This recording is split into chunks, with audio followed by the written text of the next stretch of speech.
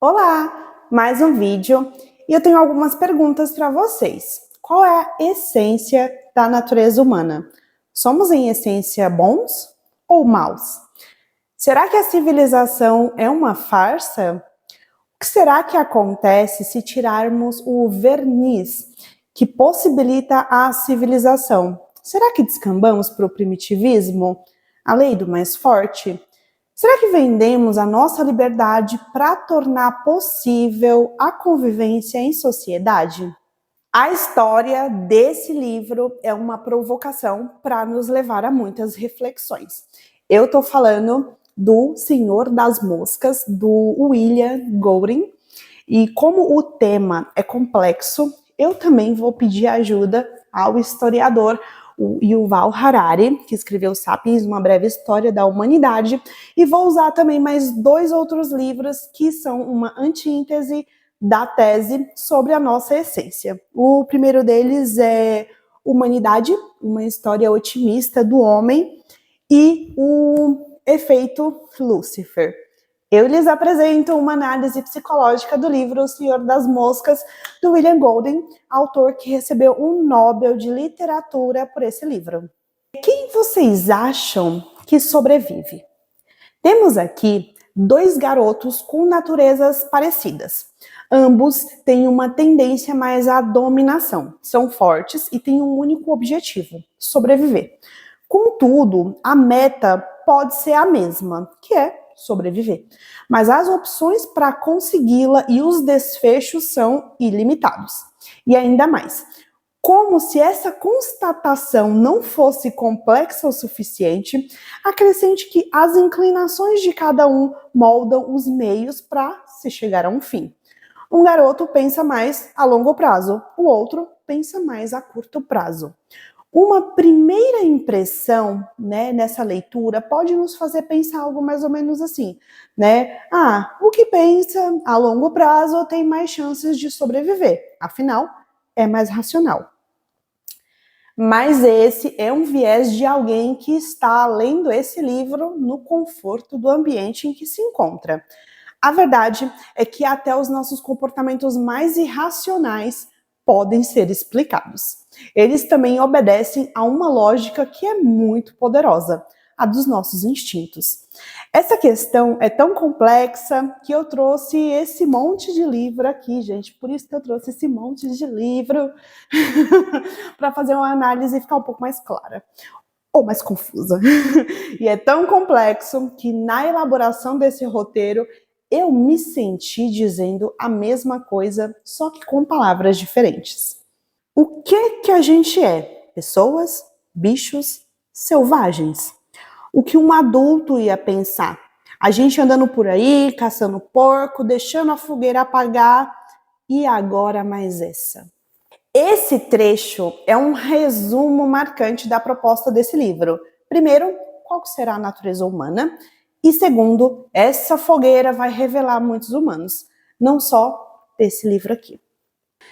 Levin, ele está falando do Kurt Levin, passou, em seguida, a defender a utilização deste conhecimento para provocar uma mudança social, utilizando evidências empíricas para compreender e tentar modificar e aprimorar a sociedade e a atuação humana. Procurei seguir sua inspiradora orientação. Temos que ter em mente exatamente o mesmo. Essa obra é um reflexo de como o autor interpreta uma faceta da natureza humana. Ter isso em mente é importante para que possamos desenvolver um pensamento mais crítico, ao invés de se deixar levar pela percepção do olhar, né, desses autores. E assim, tomar essas percepções e conclusões às quais chegam como verdade só porque alguém é uma autoridade. E segundo as palavras do próprio autor do livro Humanidade, uma história otimista sobre o homem, o Rutger Bregman, ele considera o Philip Zimbardo, que é o autor do Efeito Lúcifer, uma das maiores autoridades vivas no campo da psicologia. Inclusive, esse é o livro que eu mais vou usar como referência para a gente entender esse Então, por isso também eu trouxe esse recorte para dizer que as conclusões do Philip podem ter uma tendência a ser consideradas como verdades absolutas pelo status que a imagem e a reputação como cientista que ele construiu. Mas, ao mesmo tempo, pode acontecer o mesmo com o William Golding, com como ele vê uma faceta muito específica do homem. As conclusões de ambos não precisam e não podem ser tomadas como verdades de modo acrítico. Por isso que eu trouxe um livro que é a antítese do outro. Ambos estão falando sobre a natureza humana. E vai ficar um pouquinho mais claro para vocês mais adiante. Mas é para exercitar a crítica, a mente um pouco mais aberta. Inclusive, nesse livro, né, Humanidade, uma história otimista do homem, o autor, ele nos apresenta ao Senhor das Moscas na vida real. E que ele também fala que, inclusive, alguns historiadores citam o Golding, autor deste livro, como alguém que influenciou a criação dos reality shows, em que os contextos são seres humanos deixados à sua própria espontaneidade, comportando-se de maneira distinta, né, ao que as pessoas julgam que os conhecem e esperam. No entanto, o autor ressalta que as pessoas são deliberadamente colocadas em um ambiente que pensam não ser manipulado, mas o é. Eu fiz, inclusive, 2 vídeos sobre o que te mantém assistindo Big Brother, e eu falo muito disso, sobre como estamos vendo, até certa forma, comportamentos naturais, mas que respondem a um ambiente estrategicamente manipulado. Eu vou trazer algumas questões para contextualizar de modo rápido e para que vocês entendam. Isso que eu estou trazendo tem a ver com esse livro, né? Então, por que vocês acham que há bebidas alcoólicas à vontade nas festas, nesses realities? E ainda assim, o pessoal tem horário para acordar. Juntem isso ao fato de serem vigiados o tempo todo. Juntem isso também à necessidade de aprovação que temos, gregarismo, ou as panelinhas, por assim dizer. Pessoas também longe de quem amam, muitas bebidas alcoólicas, privação de sono, pressão de todos os lados, por todos os ângulos. Bem-vindos a um ambiente artificial. E qual outro ambiente também imita essa realidade? Se você falou um zoológico ou um aquário, você acertou. Entendem aonde eu quero chegar? Eu acho difícil vocês entenderem, porque eu dei muita informação e não expliquei nada. Então esse vídeo tá grande porque esse assunto é complexo e ele permeia a nossa vida, e eu garanto que eu vou responder muitas dúvidas, as quais muitas foi até eu que coloquei, com a ajuda desses 3 livros. 4. O Senhor das Moscas da vida real é uma história de amizade e lealdade que ilustra quanto nos tornamos mais fortes se pudermos confiar uns nos outros. Claro que é apenas uma história. No entanto, se vamos tornar Senhor das Moscas uma narrativa obrigatória para milhões de adolescentes, devemos também contar a aventura de garotos que ficaram isolados numa ilha deserta na vida real. Ele está se referindo à história real de 6 garotos que ficaram ilhados na ilha de Ata. E diferente dos garotos do livro Senhor das Moscas, esses garotos permaneceram unidos, inclusive depois foram resgatados, e 2 deles são muito amigos até hoje. Trouxe aqui essa história para fazer um contraponto. 40 anos após a sua publicação, o público em inglês elegeu O Gênio Egoísta como o livro científico mais influente já escrito. No entanto, incontáveis leitores sentiram-se desalentados quando chegaram ao fim. Um disse, abre aspas, apresenta uma visão chocante e pessimista da natureza humana, mas não consigo apresentar qualquer argumento para refutar seu ponto de vista, fecha aspas, enquanto o outro escreveu, abre aspas, gostaria de não ter lido, fecha aspas. Pode ser pessimista, mas sem dúvidas há esperança. Ninguém empreende qualquer projeto sem algum tipo de esperança. Agora dizer esperança, aquela que está lá no fundinho da caixa de Pandora, é um tanto generalista, né? Esperança em quê?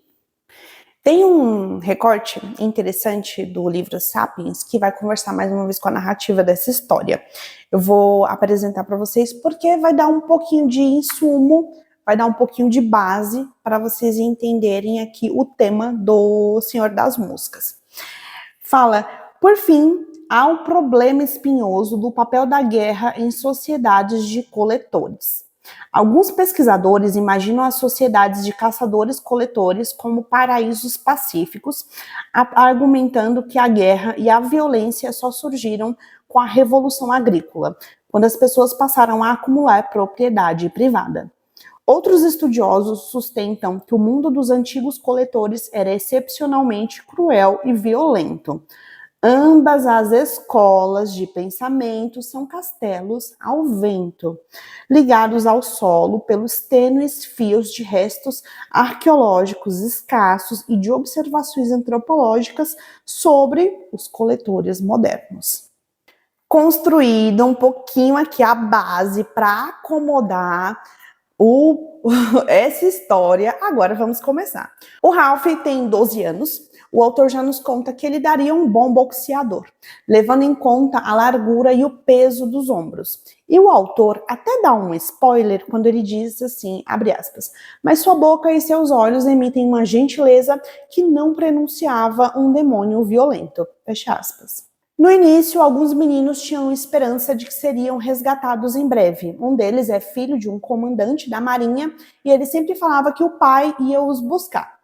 O porquinho insiste na pergunta que ficou no ar, né? Como vão saber exatamente onde estamos? O Ralph sabe que essa pergunta mina as fantasias de resgate dele e do resto do grupo. Então, ele só responde vagamente que vão os achar. O que podemos aprender, então, da antropologia moderna? O que acontece se estudarmos uma sociedade que não vive em assentamentos, não planta, nem tem cavalos? Uma sociedade que possa servir de modelo para a maneira como vivíamos antigamente. É exatamente este ambiente que o autor tenta recriar de modo ficcional. Mas, se você quiser entender pelo viés mais realista, indico fortemente esse livro. Agora, se você quiser entender a antítese da tese, indico O Efeito Lúcifer. Mas vamos lá. Você adivinhou. Quando estudamos esses tipos de sociedade, constatamos que a guerra é raridade. Baseado numa lista de tribos representativas compiladas pela revista Science, de 2013, Douglas Fry inclui que os nômades caçadores-coletores evitam a violência. Preferem resolver seus conflitos conversando ou simplesmente se mudando para o vale ao lado. Bem parecido com o que faziam os meninos da Ata. Quando os ânimos se exaltavam, eles iam para locais diferentes da ilha para esfriar a cabeça.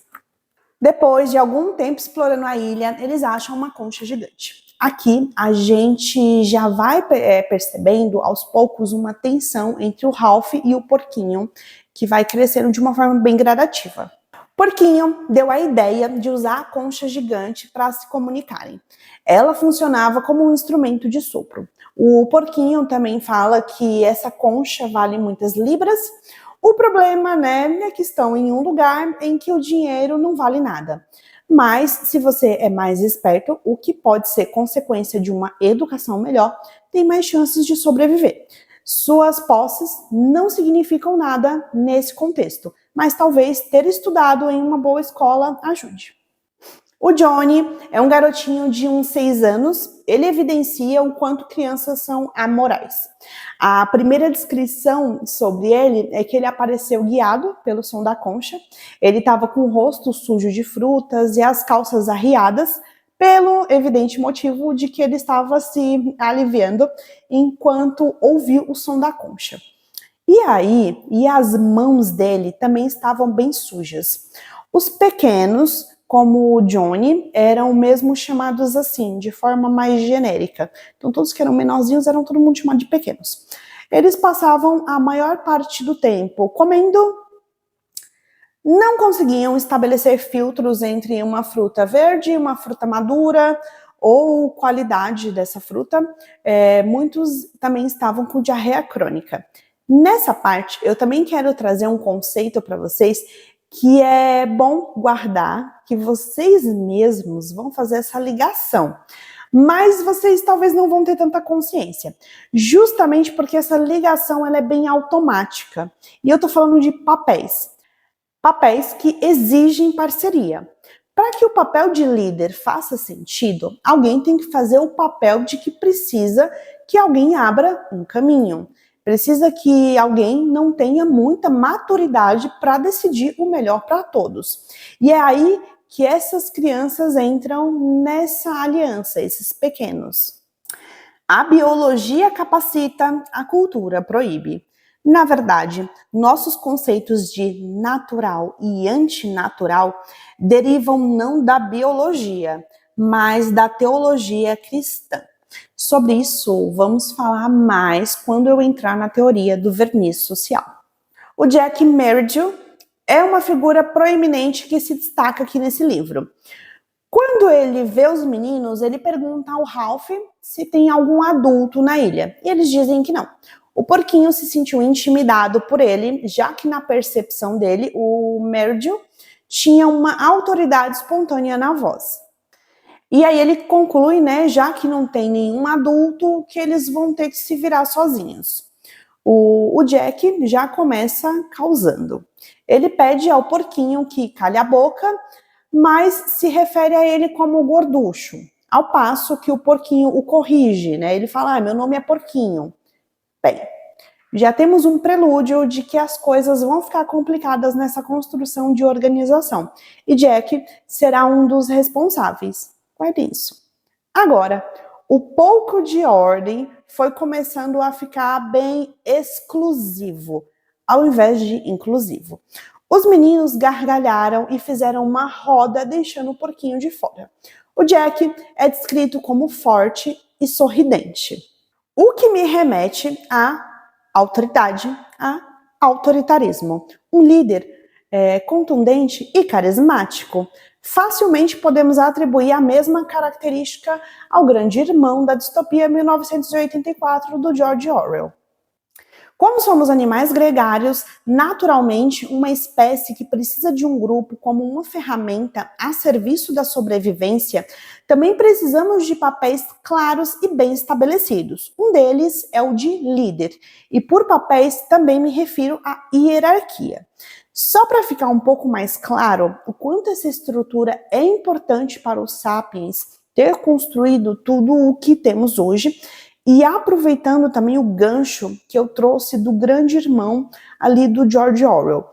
No livro A Revolução dos Bichos, que tem uma história similar à distopia de 1984, né, o Orwell, ele contou que a ideia para escrever A Revolução dos Bichos veio de um dia em que ele estava passeando e viu um homem açoitar um cavalo. O Orwell disse que pensou, né, algo mais ou menos assim: se o cavalo tivesse consciência da sua força, não se deixaria açoitar pelo homem. E eu estava vendo esses dias um podcast em que o biólogo o Alberto Lindner participa, inclusive eu super recomendo o canal do Beto. Ele, nesse podcast, ele fala que o homem conseguiu domesticar animais que viviam em grupo, como por exemplo ele cita o cavalo e o cachorro.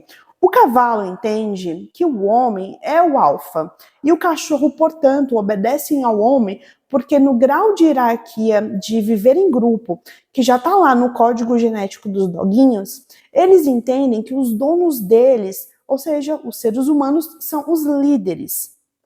E aí, também, tem um exemplo muito engraçado em que o Beto fala que se você vê um cachorro e ele está sempre na frente, quando a pessoa vai passear com ele, aqueles doguinhos que eu vejo na rua, que às vezes estão se enforcando para fazer um dono dar mais depressa, sei lá. Enfim, então, nesses casos, o cachorro entende que ele é ele quem manda e não o humano. Já o gato, o Beto fala que não conseguimos domesticá-lo com tanto sucesso porque os felinos, com exceção do leão, são animais mais solitários. Todo este rolê para explicar que tendências evolucionistas estão conosco na multidão ou em uma ilha deserta.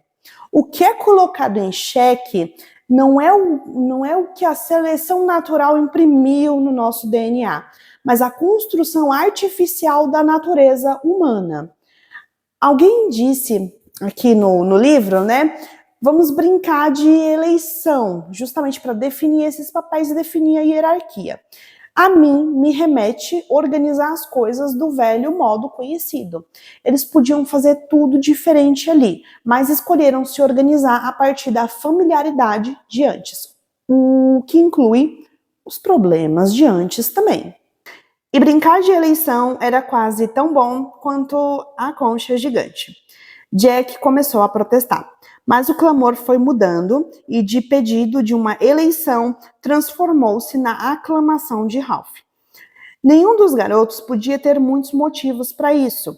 Toda a inteligência quem tinha demonstrado era Porquinho. E o líder mais óbvio era o Jack.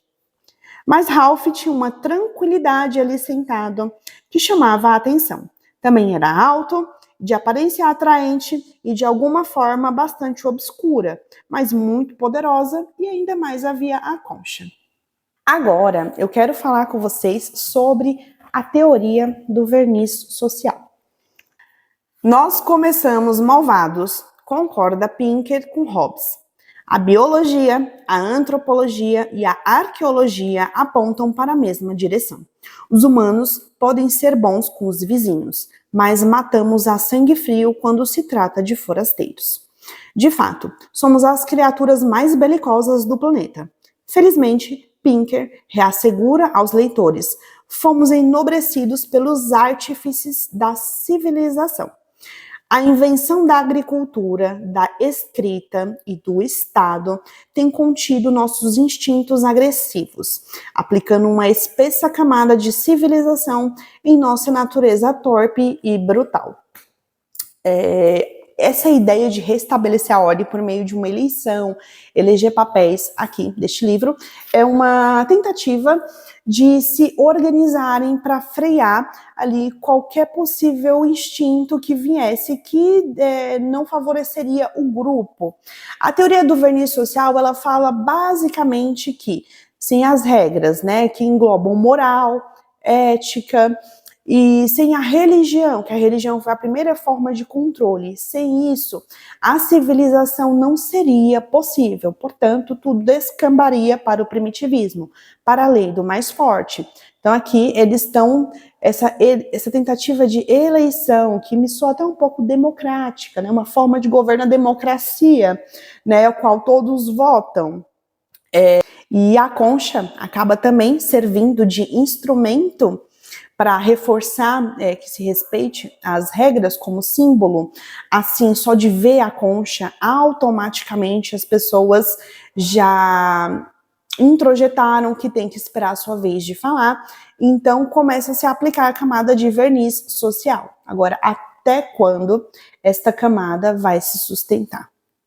Embora tivesse tensões graduais entre o Ralph e o Porquinho, o Ralph o respeitava por ele ser inteligente. Embora, quando estavam juntos, o Ralph sempre ficasse em dúvida se ele se desculpava ou se o insultava. Dentre o leque de possibilidades de estratégia, fica difícil construir uma que não remeta à falta, porque a base é um modelo de mundo antigo, o da civilização. Eles pensam, por exemplo, em desenhar um mapa, mas como? A escrita, que foi um marco para a humanidade, e agora eles mencionam, né, o quanto isso é importante, o quanto faz falta.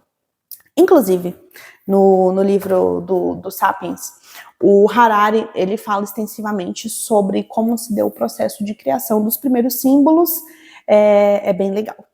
Inclusive, eu acho que uma das maiores contribuições da escrita é não deixar perder tanto o legado da história, né?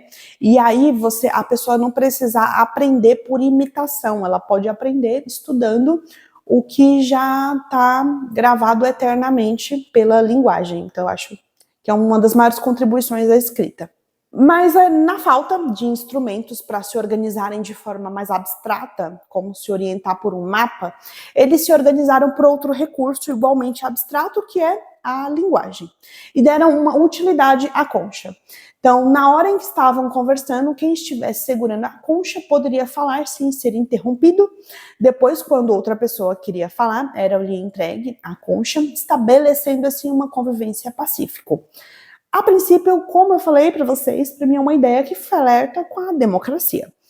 Embora saibamos que esse é mais um verniz social e mais para frente essa questão vai ficar muito mais clara. Mas só para adiantar, uma percepção minha. Esse verniz social da democracia foi aplicado fora do contexto ao qual supostamente se encaixa. Mas e se o contexto muda? Só recapitulando o que eu entendo como sendo uma das principais mensagens desse livro, aliada à teoria do verniz social, uma das poucas coisas que temos certeza são nossos instintos e o que carregamos ali no nosso código genético, que nos fez se adaptar e, portanto, sobreviver. Todo o resto é uma artificialização da nossa natureza. Né? E aí, portanto, fica sempre sobre uma incógnita de depender do contexto, né? Se é incerto. E aí a ciência ainda não tem essa resposta, é instável. Daí apresento a vocês. E aí, por isso que eu tive esse cuidado de pensar em trazer para vocês o tema desse livro, que eu acho que é uma coisa que muita gente já se perguntou, com base nesses dois livros que é uma antitese do outro. Humanidade, uma história otimista do homem, vai se debruçar a provar que a natureza do homem é uma natureza boa, em essência boa. Já o efeito Lúcifer vai se debruçar em provar que a natureza do homem é ruim e egoísta, né? E sabe uma coisa que ambos têm em comum? Suas premissas e defesas são muito convincentes, porque partem de estudos antropológicos, sociológicos, evolucionistas, históricos, psicológicos. Existem menções a pesquisas em laboratórios, todo um rolê. E sabe o que, tirando tudo isso, o que ambos têm em comum é o que acaba sendo o que nos faz nos apegar a uma das nossas raras certezas. Concordo com o Ralph. A gente precisa de regras e precisa obedecer às regras. Afinal, não somos selvagens, somos ingleses. Ou seja, precisamos do verniz social. É isso que eu quis dizer para vocês. Esses dois livros, a única certeza que talvez unam os dois é precisamos do verniz social. Em alguns trechos do livro, há menção de ter na ilha um monstro. E agora eles têm que começar a se desfazer dessa ilusão bonita de liberdade, porque existem riscos à vida deles que eles não contavam. E a mesma ilha que os abriga, né, que provê comida e água, também é a mesma que pode esconder animais que podem os matar. Inclusive, o livro deixa em aberto o verdadeiro caráter desse monstro. Se ele é real ou imaginado, ou se é ou não fruto do medo deles. Mas imaginado ou não, essa parte para mim não é exatamente o ponto. O que revela às pessoas as suas intenções é como agem frente a uma situação. Esse ponto me levou a pensar em uma pesquisa que foi amplamente descrita e conduzida pelo Philip Zimbardo, o autor do Efeito Lúcifer, pesquisa essa que o destacou na área da psicologia. Então, eu vou trazer brevemente. É o experimento da prisão de Stanford, que queria investigar como as pessoas se comportam frente a um papel que lhe foi estabelecido arbitrariamente, frente a uma situação que é completamente diferente à qual estão acostumados. Para não perder de vista o contraponto, lembrem-se que o contexto dos meninos de estarem presos a uma ilha é arbitrário, tá? Voltando aqui à pesquisa rápida. Alguns indivíduos eles foram designados para serem guardas e outros para serem prisioneiros em um ambiente de prisão simulada. Parte do resultado do estudo concluiu que bons temperamentos foram corroídos por más situações. Esse experimento emergiu como uma poderosa ilustração do impacto potencialmente tóxico de sistemas e situações cruéis, fazendo com que boas pessoas se comportassem de maneira patológicas, estranhas às suas naturezas. Então, os jovens que o estudo cuidadosamente selecionou incluem pessoas sem patologias, como tendências antissociais, também que não tenham cometido crimes e que não tenham tendências violentas.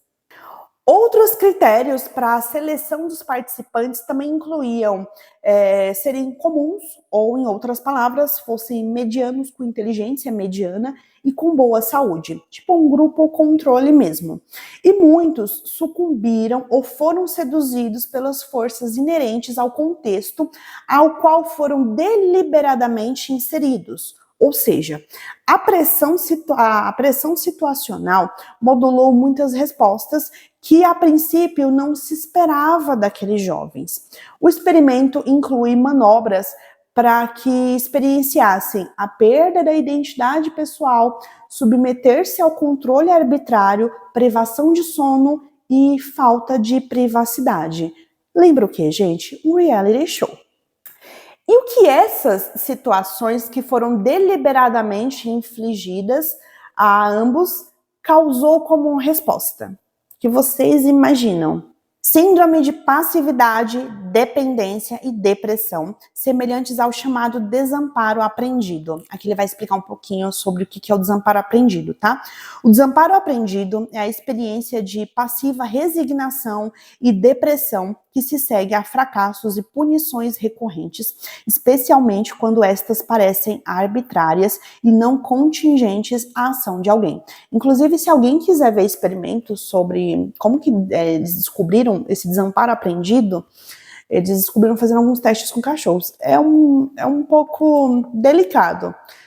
O teste, talvez antiético, não sei, mas se vocês quiserem, eu posso deixar o link do estudo aqui embaixo. Eu não vou deixar inicialmente, porque não casa com o tema, tá? Do livro. Mas é um estudo interessante, eu acho que ensina muito pra gente. Metade dos voluntários teve que sair do estudo mais cedo do que o esperado, devido a desordens emocionais e cognitivas, que tinham caráter transitório, mas eram intensas. E os que ficaram tornaram-se zumbis. Isso é uma conclusão que fala só do lado, dos que foram colocados na condição de prisioneiros, tá?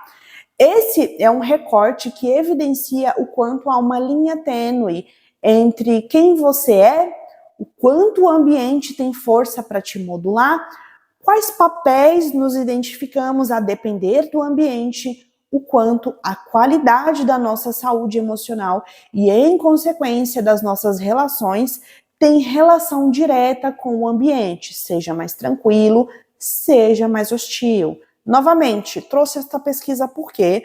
Porque é uma simulação de um ambiente coercitivo. Aqui também é uma simulação ficcional de um ambiente completamente coercitivo, né?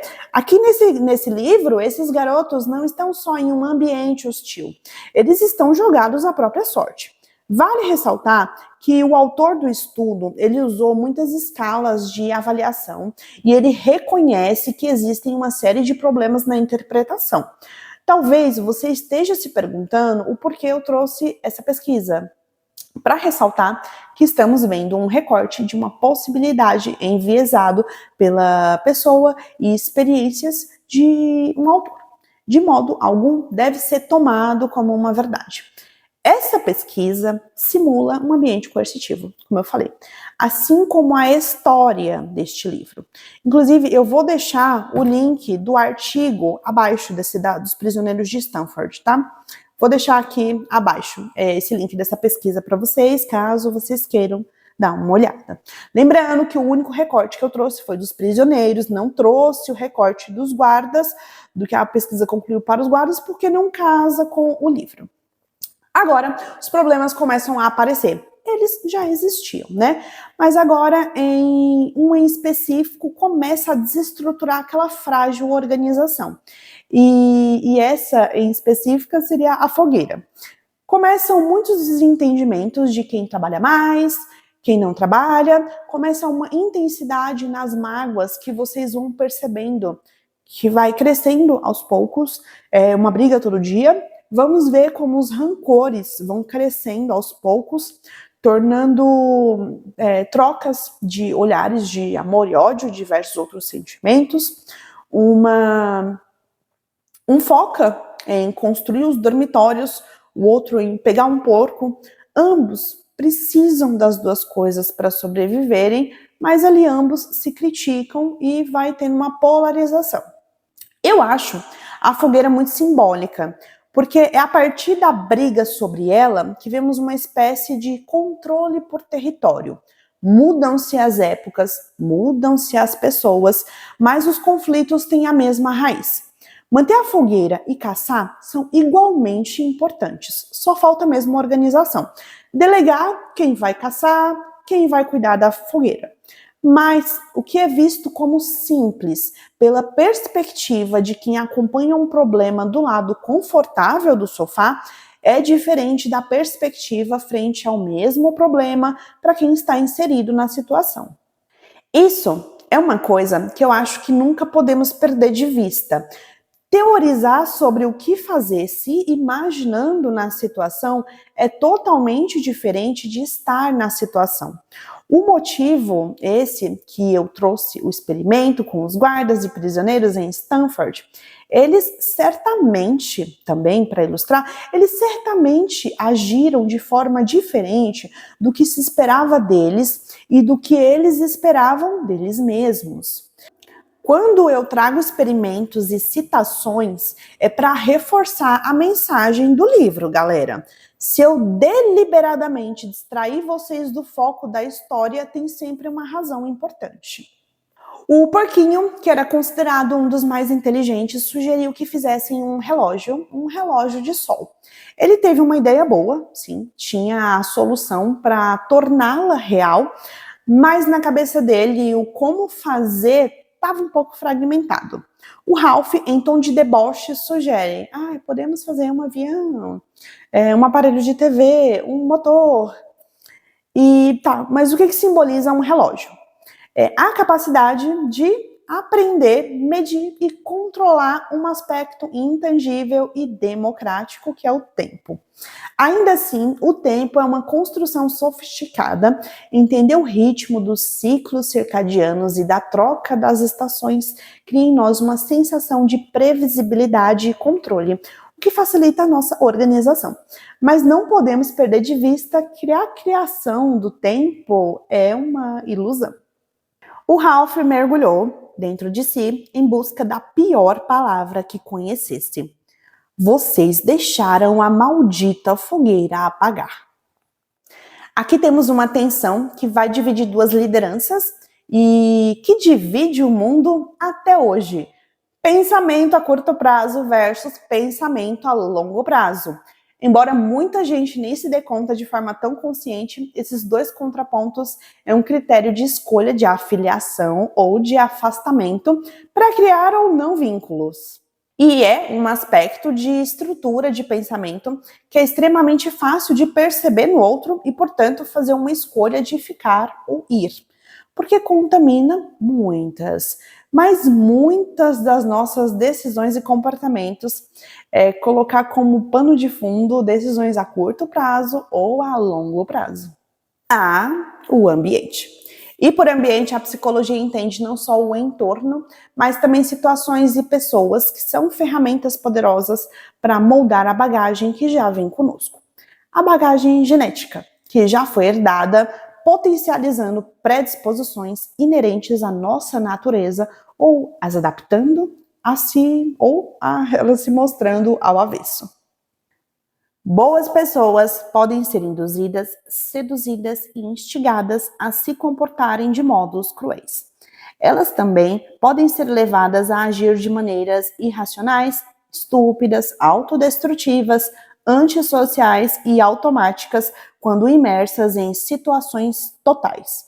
Por exemplo, estarem na ilha é um exemplo de situações totais, tá? Que abalam a natureza humana de modo que desafiam nosso sentimento de estabilidade e consciência de personalidade, caráter e moralidade individuais. Ninguém dá aquilo que não tem. Não nos chama a atenção um ponto específico sem que tenhamos uma lente adequada para dar foco ao que nos chamou a atenção. Então, eu acho que situações extremas, às quais não estamos acostumados, às quais tem pouca margem de tempo para se tomar decisões relevantes, as quais conversam com as nossas paixões, as quais mexem nas nossas feridas, são situações que nos revelam. Não acho que chegue necessariamente a nos mudar, nos transformar por completo. Essas situações em específico, por não estarem emitindo padrões dentro do esperado, são as que mais nos dão mostras da nossa natureza mais adormecida. O Freud tem uma frase que eu gosto muito, que ela fala, abre aspas, o que foi dito bêbado foi pensado sóbrio, fecha aspas. Qualquer situação que desligue temporariamente o nosso córtex pré-frontal, como as que eu disse antes, elas nos revelam. Elas não podem ser usadas como muleta para distrair os outros das nossas reais intenções, mas que estavam envernizadas. E só um adendo, o córtex pré-frontal é uma região do cérebro que é responsável pelo controle dos impulsos e responsável pela organização ali na tomada de decisão. Em nós, sapiens, foi muito desenvolvida há pouco tempo, isso considerando a idade da nossa espécie, e é especialmente custosa no que se refere a custo calórico. Porque é muito custoso você ter muitas possibilidades e ter que escolher qual que é a melhor dentre as tantas. Por isso que o córtex pré-frontal é muito custoso. Paradoxalmente, ao criar esse mito de invulnerabilidade às forças das circunstâncias, nós nos preparamos para uma queda, por não estarmos suficientemente vigilantes diante das forças das circunstâncias. Agora, eles têm um dilema que eu não vejo como um dilema, mas a mesma ideia pode ganhar infinitos contornos a depender das intenções dos envolvidos. O Jack e o Ralph podem parecer primitivos nesse contexto. Isso se formos considerar que são adolescentes e estão sujos. Mas como pessoas que tiveram contato com a civilização, eles ainda estão contaminados por ela. Haja vista outra coisa, gente, que é sempre bom ter em mente quando a gente está lendo um livro, e esse mais especificamente. O conceito de criança e adolescente são construções sociais muito recentes. Se não me engano, esses direitos que temos hoje, que protegem crianças e adolescentes, começaram a vigorar no início do século XX. Estamos no século XXI. Antes, crianças eram mini-adultos e trabalhavam com jornadas muito similares às dos adultos. Tudo isso para dizer que isso muda o nosso olhar. Se colocarmos crianças em um contexto hostil, tendemos a passar um pouco mais de pano para essas crianças. Mas se são adultos tendo os mesmos comportamentos, tendemos a ser um pouco mais duros. E o que foi que mudou?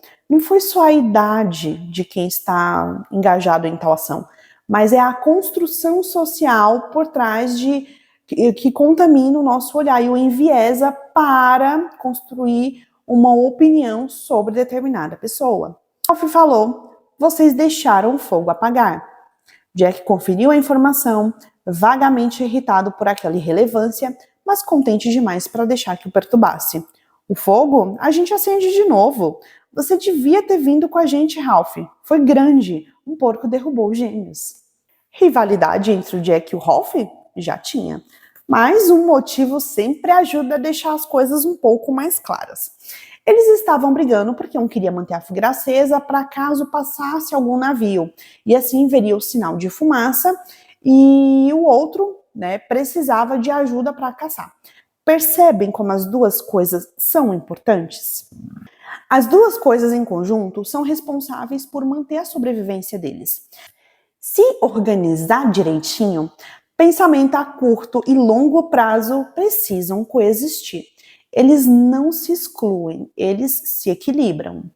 Reparem nos contrastes que o autor faz e tentem pegar o subtexto. E a gente acertou o porco. E eu pulei em cima dele. E eu cortei o pescoço do porco, declarou Jack orgulhoso. e o sangue espirrou longe. Eu, nesse contraste entre os dois, entre vamos deixar a fogueira acesa, vamos comer. Eu fiquei com a impressão de que como se pensar só em comida fosse sinônimo de ser primitivo demais. É como se o autor estivesse até julgando a própria criação, ou talvez querendo evidenciar outra coisa mais que eu não peguei. A única coisa que eu peguei foi, vocês viram que quando eles vão falar de deixar a fogueira acesa, o tom parece coeso, né? Racional. Quando eles vão falar em comida, se muda a conotação dos discursos. Eles tendem a ter uma postura que remete a um primitivismo. Por isso que eu disse, como se o autor estivesse julgando, como se o autor estivesse dizendo que, julgando a própria criação dele, né?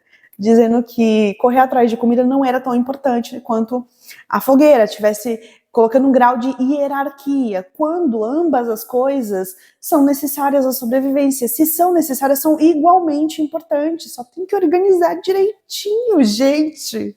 Seu espírito estava repleto de memórias. Memórias do que descobriram enquanto fechavam o cerco em torno do porco agitado. A descoberta de que tinham sido mais inteligentes do que outra criatura viva, impondo-lhe a vontade deles, tirando a vida do animal como quem se sacia com um longo gole de bebida. Eu lembrei da domesticação que fazemos de outros animais, para servir aos mais diversos propósitos, desde prover alimentos a nós, até serem símbolos de status e poder. E aí, por causa dessas divergências que não deveriam ser divergências, começa a violência. O Jack deu um soco na barriga do porquinho porque ele estava falando que poderiam agora estar indo para casa se não tivesse deixado a fogueira se apagar. Os meninos revezavam para tomar conta da fogueira, né? E aí, como o Jack levou todos que não estavam descansando para caçar, então ela se apagou justamente em um momento que o Ralph e o porquinho tinham visto um navio passando. O soco só reforça que Porquinho e Ralph estavam também certos. Mas como o Jack não queria perder a posição, então ele desvia o foco usando uma estratégia violenta. E também, né, e lembram que lá atrás eu fiz uma ligação entre regimes autoritários e o Jack. Líderes fortes e carismáticos. Pois é, fica sutil, mas dá para estabelecer a ligação porque o Jack vincula que se ele admitir que ele está errado, então ele perde um pouco do prestígio. Eu acho que fazer, divulgar ou comprar essa ideia é uma porta aberta para alienação mesmo. O Jack entende que para exercer autoridade tem que se portar de forma hostil. Mas essa percepção de como ele é hostil nos gestos vem dos outros. Para ele, é só um meio para atingir um fim. Ou, será que os fins justificam os meios? Já que ele se conta que agora ele é o líder, então ele precisa de meios para que o vejam como tal. E os meios é exercer violência e manter um tom autoritário e rude nos discursos que costumam conter subtextos de tô pensando no melhor para todos, tô pensando no bem de todos. Ainda, né, inclusive segundo o Philip Zimbardo, as regras elas contêm um poder que faz as pessoas as seguirem de modo quase acrítico. É como se fossem entidades com vida própria. Essas regras contêm premissas que são fundamentais para a convivência em sociedade, para que se recompense o que é aceitável e se puna atitudes que são consideradas inaceitáveis. As regras são um pilar fundamental que sustenta o verniz social. Já fizemos muitas reuniões. Todo mundo gosta de falar e de estar junto, a gente resolve as coisas, mas ninguém faz o que fica combinado. A gente ia deixar sempre umas cascas de coco cheias de água fresca debaixo de folhas verdes e funcionou durante alguns dias, mas agora não tem mais água. As cascas estão vazias, todo mundo vai beber direto do rio. E aí, O Ralph vai listando outras coisas que em grupo concordam verbalmente, mas as atitudes se contradizem. E um método bom de coerção e cooperação é motivar as pessoas pelo medo. Motivação, inclusive, o que significa é igual a motivo para a ação. Então, curiosamente, um momento em que conseguiu a cooperação de todos foi quando disse que deveriam construir cabanas melhores, porque senão uma tempestade as destruiriam. Veja, você usa um recurso artificial, que é a linguagem, para fazer um apelo a um instinto poderoso, o medo. E aí, penso na amoralidade, no verniz social.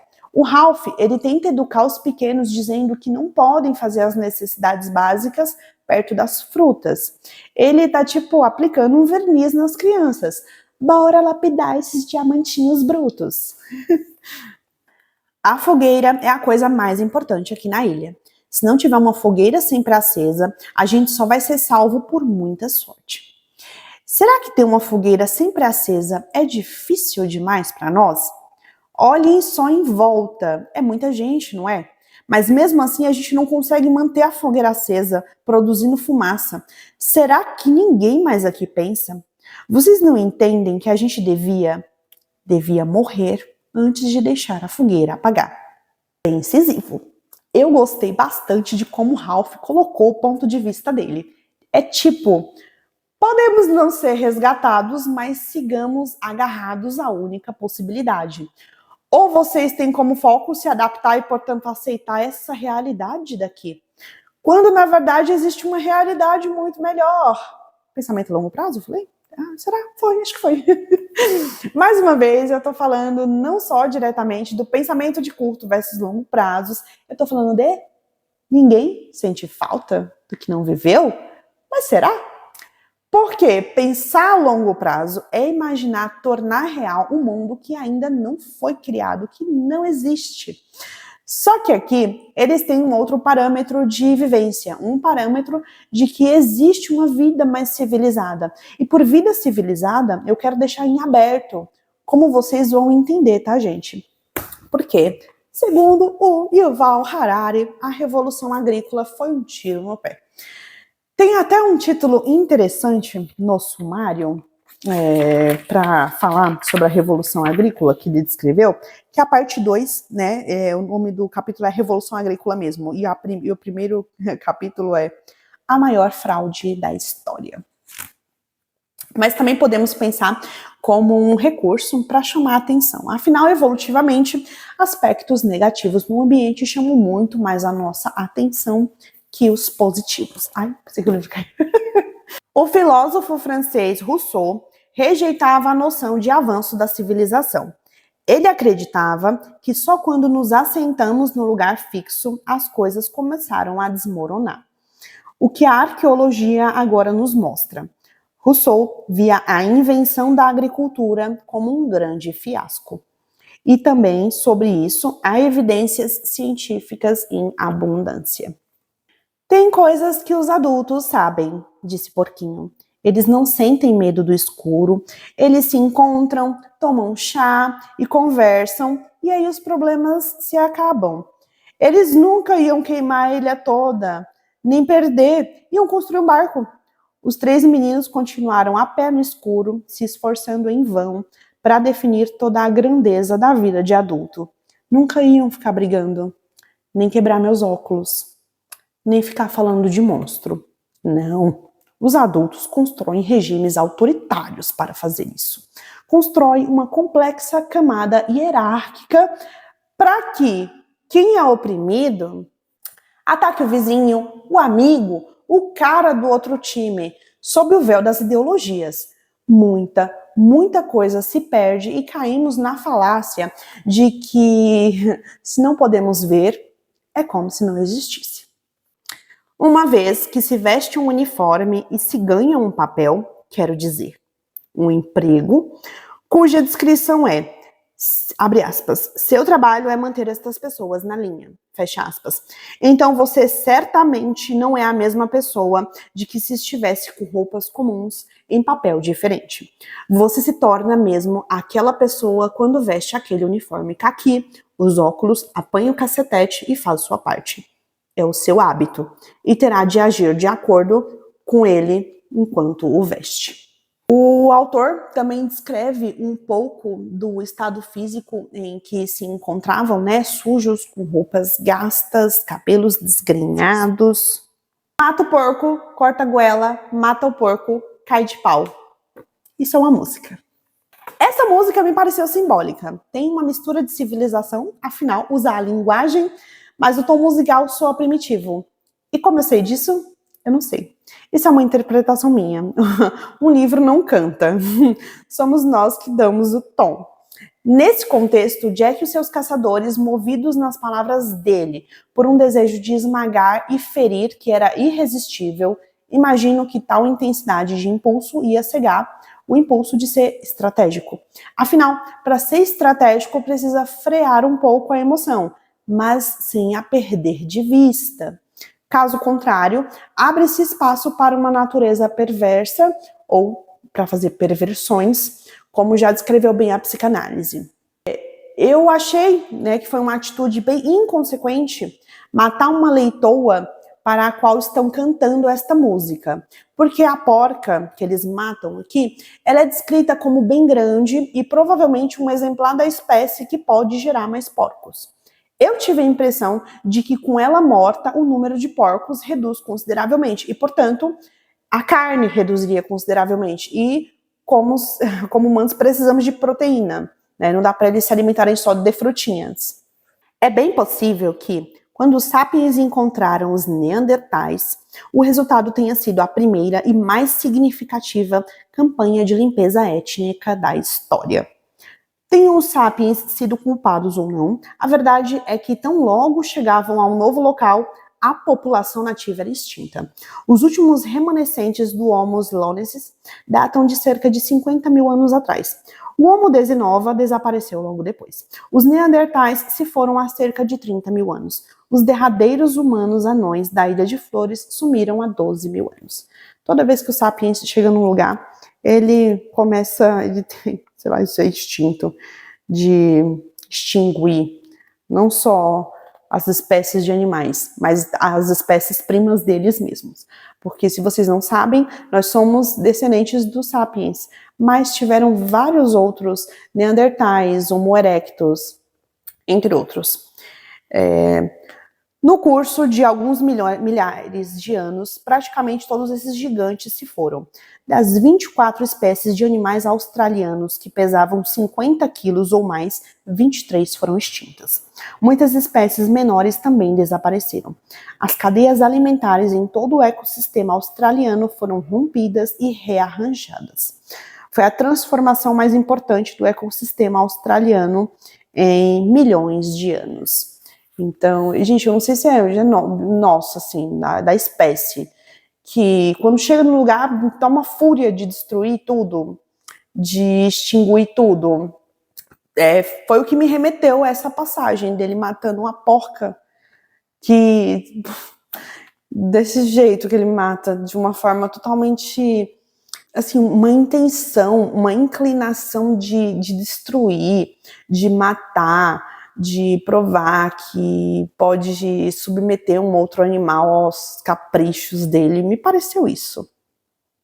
Em determinado ponto da história surge um monstro.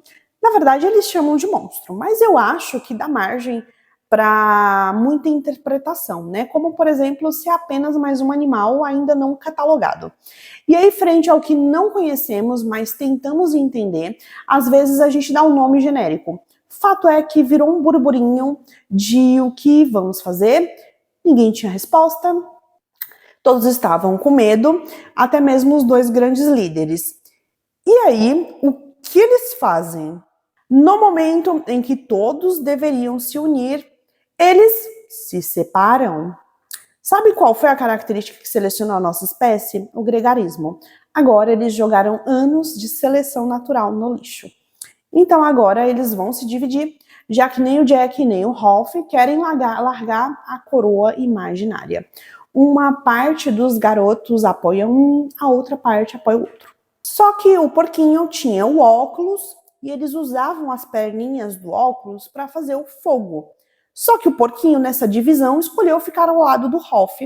E o grupo do Jack, que caçavam, estavam em uma desvantagem clara. Por isso eu falei sobre a característica que fez a espécie de humanos ascender como criatura mais temida, mesmo sendo nós muito fracos em relação à estrutura corporal comparado a outros animais, lentos em relação a muitos outros animais. Temos muitas desvantagens físicas se somos um, mas se estamos em grupo, nós complementamos a habilidade do que falta, o que falta no outro, aumentando assim a nossa chance de sobreviver e passar o código genético para frente.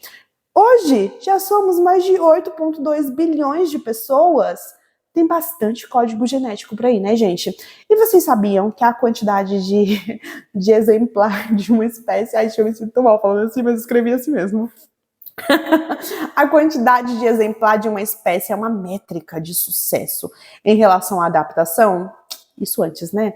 Mas agora essa régua tá meio capenga, já que eu falo, já eu falo mais sobre isso. E aí, com a divisão, o grupo do Jack teve que usar da violência e força para conseguir roubar o óculos do porquinho. Agora, o grupo do Ralph estava em desvantagem competitiva. Eles tinham só cérebro, mas faltavam-lhes a habilidade de caça e o instrumento para produzir fogo. E sobre a régua lata capenga, que eu falei, é que não tem mais nem como sabermos quais espécies estão conseguindo se adaptar, porque há muita interferência nossa na natureza. Depois de ter abatido a grande porca, que eu falei lá atrás também, e enquanto esperavam pelo fogo, o que aconteceu nesse meio tempo? Moscas. A pilha de vísceras se convertera num enxame negro de moscas que zumbiam como uma serra. E depois de algum tempo, as moscas encontraram Simon. Simon agora é o senhor das moscas. E as moscas? As moscas buscam um ambiente propício para depositar seus ovos, que depois viram larvas.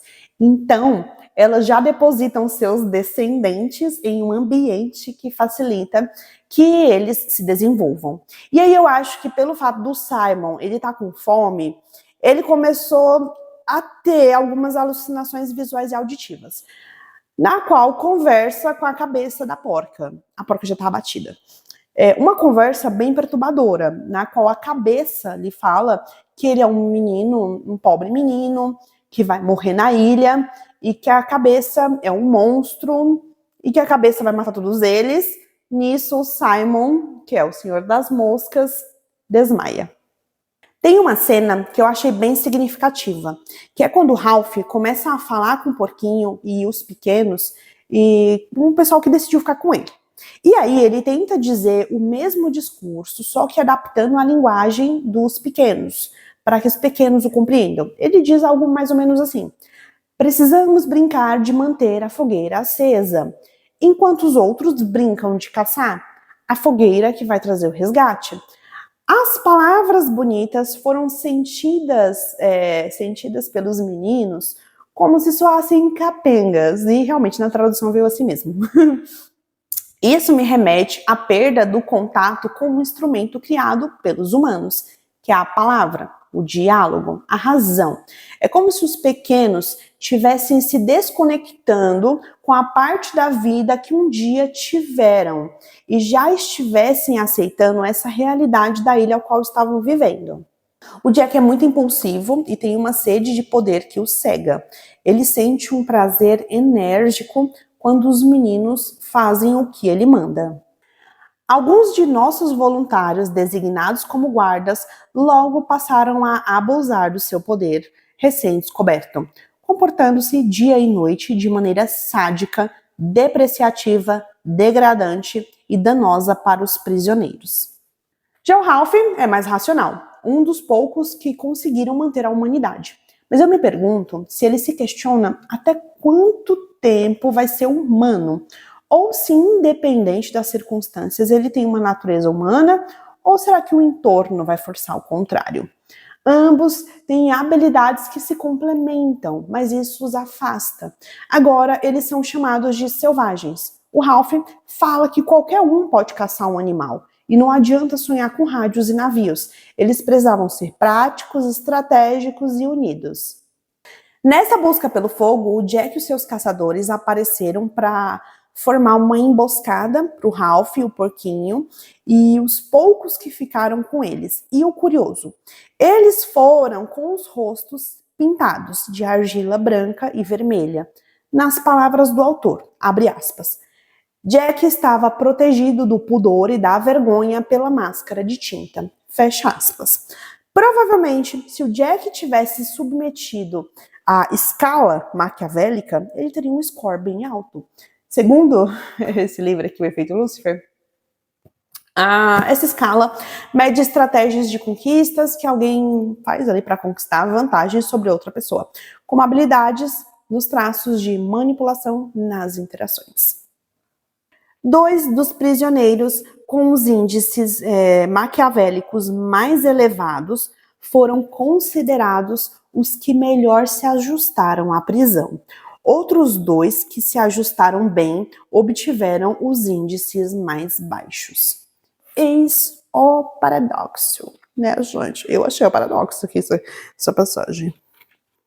Adicionadas ao poder das regras e personagens, as forças das circunstâncias são acrescidas de poder com a introdução de uniformes, trajes e máscaras. Todos os disfarces de aparência comum e que promovem o anonimato e reduzem a sensação de responsabilidade pessoal. Quando as pessoas se sentem anônimas em uma situação, como se ninguém soubesse sua verdadeira identidade e, portanto, ninguém provavelmente se importasse, elas podem ser mais facilmente induzidas a tomar posturas antissociais. Agora entendemos o porquê ele estava se escondendo atrás de uma máscara de argila. Ainda sobre esse fenômeno do uso de instrumentos como a máscara de argila, por exemplo, podemos pensar aqui no conceito de dissonância cognitiva, que surge quando o meio pressiona alguém a interpretar um papel que não condiz com os valores humanos dessa pessoa. A dissonância acontece quando alguém tende a chegar a extremos, tanto em pensamentos quanto em atitudes, para dar uma certa coerência à atenção e a tensão ali entre máscara social e valores humanos. Isso reforça que, para quem está de fora, parece não fazer sentido. E muitas vezes até não faz. Mas essa suposta coerência entre fatores discrepantes tem uma função de reduzir a tensão. Um exemplo de dissonância, embora seja de pouca dissonância, tá? Mas fica fácil para entender o conceito. Pensa assim, você é uma pessoa que nunca cometeria um assassinato, a não ser que a sua vida seja colocada em risco e você tenha que escolher entre você e uma outra pessoa. Aí você precisa dissociar para aceitar o fato de que as circunstâncias te colocaram em uma posição em que você foi forçado, embora seja discrepante dos seus valores humanos, a cometer um ato que não está ali em consonância com seus valores humanos, tá? A dissonância cognitiva, ela se eleva quando as pessoas concretizam algo pelos motivos menos justos. Por exemplo, quando uma ação ela é feita para conseguir mais dinheiro do que já se tem, ou quando os meios para atingir um fim são meios vis. O Jack, para fazer o que ele fez, ele teve não só que se esconder atrás de uma máscara de argila, mas ele também teve que se contar uma justificativa para tal. Uma justificativa não convincente. Afinal, ambos estavam seguindo sua natureza, mas isso não é suficiente se a desculpa para tal é aniquilar uma pessoa ou grupo que ele sabe, embora não queira ver, que se ambos juntassem forças, ao invés de rivalizar, ambos sairiam ganhando. Então, ele entra em um processo de dissonância cognitiva para levar a cabo o ataque ao grupo do Ralph. A psicologia social oferece ampla evidência de que, quando isso acontece, pessoas espertas fazem coisas estúpidas. Pessoas sãs fazem coisas insanas. E pessoas morais fazem coisas imorais. Depois de realizados os atos, eles oferecem boas racionalizações do porquê fizeram o que não podem negar que fizeram.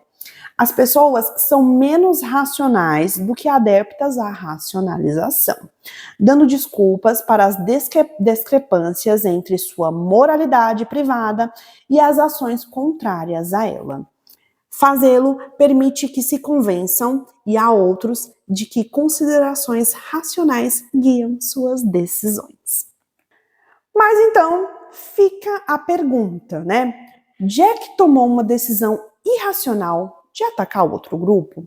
E por quê? Ainda ele sabendo que essa decisão irracional suscitou uma forte dissonância cognitiva. E aqui, assim, consciência de que a decisão errada precisa de muitas camadas de justificativas para se autoconvencer. E uma boa pista quem nos dá é o próprio Zimbardo para a gente entender essa questão que ficou no ar. Normalmente, as pessoas também não têm consciência de uma força ainda mais intensa, que incide sobre seus repertórios comportamentais, a necessidade de aprovação social. A necessidade de ser aceito, querido e respeitado, de parecer normal e apropriado, de adaptar-se. É tão poderosa que somos preparados para nos conformarmos com os comportamentos mais tolos e bizarros que os estranhos nos dizem tratar-se de ser a melhor forma de agir. Para entender melhor o quanto uma situação importa e o quanto as pessoas reagem de maneira diferente ao mesmo ambiente ou à mesma situação, temos que entender a história de vida da pessoa. Ou, para resumir, temos que entender o sentido que a pessoa atribui ao ambiente como o interpreta. Por isso, aqui, embora as naturezas do Ralph e do Jack sejam de tendência mais dominadora e controladora, a forma pela qual exercem o alto poder que se delegaram para conduzir a situação é completamente distinta. Assim como a reação do porquinho é diferente, assim como a reação dos pequenos também é diametralmente diferente. E há várias forças invisíveis que moldam os comportamentos deles. O Jack e o Ralph são descritos no livro como altos e fortes, o que lhes confere mais autoconfiança. E para impor sua vontade, você precisa de autoconfiança. Ao mesmo tempo em que, embora o porquinho seja o mais inteligente, ele nunca cogita ser o líder. Por quê? Ele é mais gordinho, ele usa óculos com grau mais alto. E em nossa sociedade, esse biotipo não é incentivado a ter uma autoestima mais alta. Ao contrário, é um biotipo que sofre punição por todos os lados. Outro ponto também são os pequenos. Eles ainda não tiveram tempo de desenvolver um amplo repertório intelectual e cognitivo para entender melhor o que está acontecendo. Então, eles são um bom exemplo que nos conta um pouco dos nossos instintos. A realidade social é uma construção e, portanto, vai muito além dos atributos físicos de uma situação tal qual já está dada. E uma crença automaticamente gera uma expectativa. E, portanto, se o Ralph e o Jack eram os mais fortes, a expectativa é que sejam os líderes. Mas se a crença é a de que só pode existir um líder, o inconsciente coletivo vai fazer essa crença, vai exercer a pressão, ainda que ninguém note. O médico Viktor Frankl, que escreveu o livro Em Busca de Sentido, inclusive tem 2 vídeos aqui no canal com análise desse livro, vou deixar os links abaixo, ele disse que não foram os melhores que sobreviveram aos campos de concentração.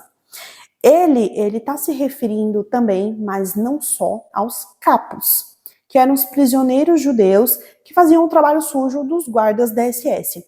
E quando eu li o final desse livro aqui, eu me recordei desse recorte específico que o Viktor Frankl traz, que ele fala que não foram as melhores pessoas que sobreviveram aos campos de concentração. Ele fala que os melhores morreram. Eu trouxe essa história porque o Jack, se achando inspirado, atacou o que para ele era um grupo rival, né, os que escolheram ficar com Ralph. E foi uma briga bem violenta que culminou em um efeito cascata sem precedentes, atingindo a floresta e acabando com muitas árvores que fornecia frutos a eles. Eu diria, disse o oficial, enquanto imaginava a busca que tinha pela frente. Eu diria que um bando de meninos ingleses. Vocês são todos ingleses, não é? Saberia se comportar melhor do que isso, quer dizer. Foi assim no começo, disse Ralph, antes que as coisas... E parou de falar. No começo, estava todo mundo junto. Curiosamente, o que podia terminar no fim da vida deles ocasionou outra situação. Vou pegar aqui a ajudinha, este livro. Na medida em que podemos viver na pele de um personagem e ainda sermos capazes de nos separar dele quando necessário, estamos em posição de nos eximirmos da nossa responsabilidade pessoal pelo dano que causamos por nossas ações dentro dele. Nos abdicamos dessa responsabilidade por nossas ações, culpabilizando o papel, convencendo-nos de que se trata de estranhos à nossa natureza habitual. Esse recorte do livro, aliado a esse conceito do psicólogo Zimbardo, nos remete ao início do livro. Vocês lembram quando eu falei de papéis? Que para que sejam possíveis, precisam de uma codependência. O papel de líder não se faz necessário sem o papel da pessoa que precisa que lhe digam para qual direção ir. E aí o líder precisa da força de trabalho daquela pessoa para entregar um resultado. E também esse conceito fala sobre o quanto um ambiente pode exercer uma pressão para que as pessoas se mantenham dentro de um papel. E os moldes desse papel é feito pelas regras. E para fazer uma intersecção entre os três, né, como mutualmente se influenciam, o ambiente é uma força que molda as pessoas e, por vezes, as pessoas também exercem uma pressão nesse ambiente, de modo a artificializá-lo. As regras são essa pressão. Se o ambiente muda, mudam-se as regras também. Afinal, você não se comporta no trabalho da mesma forma que se comporta em casa, certo? Falar em casa. Ralph chorava o fim da inocência, as trevas do coração humano e a queda no abismo do amigo sincero e ajuizado chamado Porquinho. Mas sempre que se ganha algo, se perde algo também. Sempre que fazemos uma escolha, temos que deixar de escolher outra coisa. Eu trouxe esse livro também por um outro motivo, né? Para dizer que às vezes arte e ciência se complementam ou dizem a mesma coisa, só que com palavras diferentes. E o paradoxo? Pegando emprestado uma fala do Sérgio Sacani, que é formado em geofísica e tem o maior canal de astronomia do Brasil. Em um podcast que ele disse algo mais ou menos assim. É bom que não se tenha linha de chegada. É bom que não se tenha certezas. É o processo que empolga mais do que a linha de chegada. Se existir certezas, acaba-se a motivação, acaba-se a dopamina. E sem dopamina, sem movimento. Depois eu vou fazer um vídeo falando só sobre dopamina. Para apreciar mais inteiramente a extensão das transformações de caráter em nossos presos e guardas universitários, induzidas por sua experiência em nossa falsa prisão, é bom considerar o espírito da época da virada da década de 60 para a década de 70. Era um tempo de contestação de autoridade, de não confiar em ninguém com mais de 30, de se opor às autoridades estabelecidas industriais ou militares, de participar de comícios contra a guerra, de se unir às lutas pelos direitos civis e pelos direitos das mulheres. Era um tempo em que os jovens se rebelavam contra a rígida conformidade social e paternal que tanto restringira seus pais na década de 50. Eu acho de uma honestidade tremenda do autor falar sobre os vieses invisíveis que moldam a obra de arte dele. Para um cientista, um paper é a sua obra de arte. Mas uma obra que precisa ser ética, e mesmo o Zimbardo sendo um dos psicólogos mais influentes dos nossos tempos, ele não escurece os pontos negativos do seu experimento. Ele não fez do seu experimento um recorte, ele não faz do seu experimento um recorte fidedigno da realidade. Ao nos falar dos diversos aspectos que não podem controlar, ele nos ensina que muito do que não sabemos nos conduz com muito mais força do que o que sabemos. Tem uma frase que eu gosto bastante que diz, abre aspas, daria tudo o que sei pela metade do que eu ignoro, fecha aspas. Tem um experimento que ele é bem chocante, que foi feito pelo psicólogo Stanley Milgram, sobre figuras de autoridades, né? Sobre como as pessoas seguem a ordens dessas figuras de autoridade de modo muito acrítico. Inclusive, tem aqui o vídeo no YouTube. Eu não vou descrever o experimento para não ficar mais longo do que já está esse vídeo, mas eu vou deixar o link abaixo para que vocês tirem as suas próprias conclusões sem a contaminação do meu olhar. Eu também quero aproveitar para indicar o livro Eichmann em Jerusalém, da Hannah Arendt. O Adolf Eichmann, ele foi julgado em Jerusalém diante dos olhos de 700 jornalistas, uma delas era Hannah. Ele foi um dos responsáveis pelo massacre aos judeus na Segunda Guerra. E o que eu posso adiantar é que esse experimento, bem como esse livro, eles respondem parcialmente algumas dúvidas a vocês sobre a natureza humana. Inclusive, só para dar uma boa dica, nosso pai ou nossa mãe é nossa primeira referência de figura de autoridade. E é a partir de como foi internalizada essa relação que vamos interagir com as próximas figuras de autoridade e como vamos lidar com as hierarquias. Então, esse livro do Eichmann em Jerusalém, esse experimento sobre figuras de autoridade, vai responder algumas perguntas que pode ter ficado aí com vocês e que eu não respondi nesse livro porque eu não vou dar conta. Então, estou indicando outras pessoas que podem falar melhor do que eu. Todas as sociedades são baseadas em hierarquias imaginadas, porém, não necessariamente nas mesmas hierarquias. Agora, para finalizar, eu vou tentar dar uma luz à pergunta que fica. Aqui esse livro começou...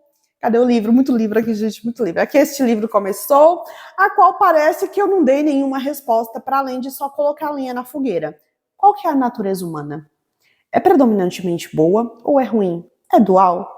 Tem alguma resposta? Para mim, não existe uma resposta pronta, resposta miojinho. Mas há uma pista, outra pista, que vale a pena investigar se você quiser começar um processo de análise pessoal ou análise da sociedade como um todo, ou até mesmo uma análise dos seus grupos mesmo. Vou dar agora para vocês. O poder do sistema envolve a autorização ou a permissão institucionalizada de se comportar das formas prescritas ou de proibir e punir ações contrárias a elas. Ela fornece uma autoridade maior que dá legitimidade ao cumprimento de papéis, obediência às regras e tomadas de ação que seriam ordinariamente inibidas por leis, normas morais e éticas pré-existentes. Notem que o sistema é maior que o verniz social, tá? Ideologia. Tal legitimação normalmente surge mascarada sobre o manto da ideologia. Ideologia é uma palavra de ordem ou proposta que normalmente legitima, não importa como, a obtenção de um objetivo maior. A ideologia é um grande líder, que não é confrontado, nem ao menos questionado, por estar tão aparentemente certo para a maioria das pessoas em um tempo e lugar específicos. Os detentores da autoridade apresentam o programa como bom e virtuoso, com um imperativo moral de alto valor. Os programas, políticas e procedimentos operacionais padrão desenvolvidos para sustentar uma ideologia são considerados razoáveis e apropriados, visto que a ideologia passa a ser vista como sagrada. É isso. Não sei se eu dei luz ou se eu pus mais fogo no parquinho. O importante é pesquise. Sempre pesquise, se mantenham atentos. É isso. Espero que tenham gostado. Bom, eu acho que esse é o vídeo mais longo do canal.